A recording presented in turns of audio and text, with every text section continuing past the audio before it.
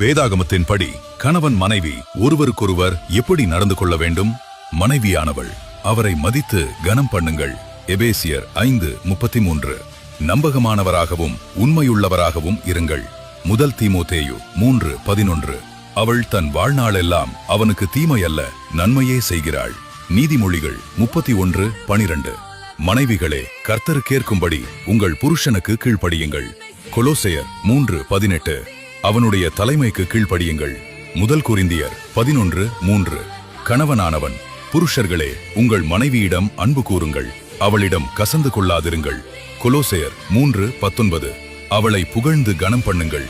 நீதிமொழிகள் 31:29. ஒவ்வொரு ஆணும் தன் மனைவியை தன்னை நேசிப்பது போல் நேசிக்க வேண்டும். எபேசியர் 5:33.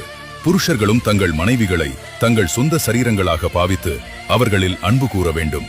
தன் மனைவியில் அன்பு கூறுகிறவன் தன்னில் தான் அன்பு கூறுகிறான். எபேசியர் 5:28.